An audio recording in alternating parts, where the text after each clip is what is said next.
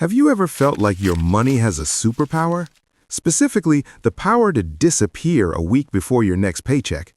You work 40 hours a week, but at the end of the month, your bank balance shows a very familiar number. And that number is always zero. The problem isn't that you're not earning enough. The problem is that your brain is an evolutionary hacker that confuses survival with the dopamine hit of a new purchase. Most people live in one of two modes, either extremes frugal hell, where life is gray and miserable, or YOLO mode, which leads straight into credit card slavery. But what if I told you there's a mathematical formula that lets you buy those sneakers, go out for dinner, and build wealth, without counting every penny at the grocery store? It's called the 50-30-20 rule. And today, I'm going to show you how this simple blueprint turns your financial chaos into capital.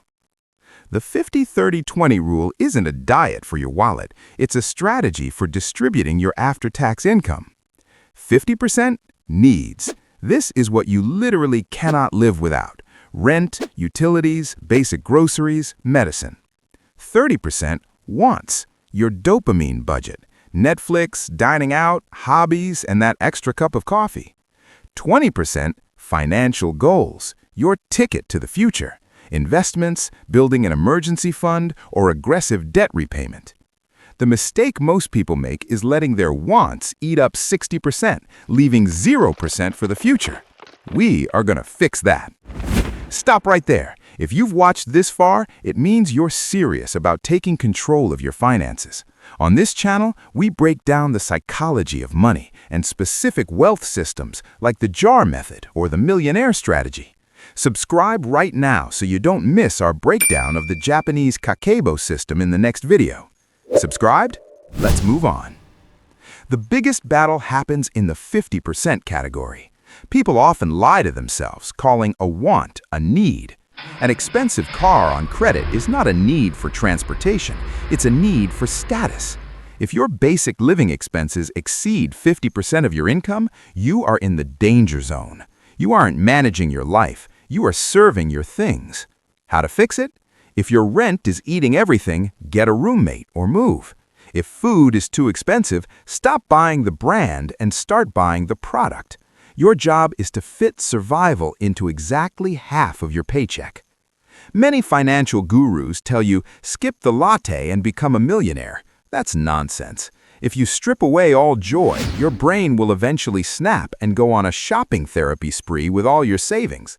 The 30% for wants exists so you don't go crazy. It's a legal way to treat yourself without the guilt. But remember, if you want that new iPhone, it has to fit into this 30%. If it doesn't fit, you wait until next month. And finally, the most important 20%. These aren't extra funds. This is a payment to your future self.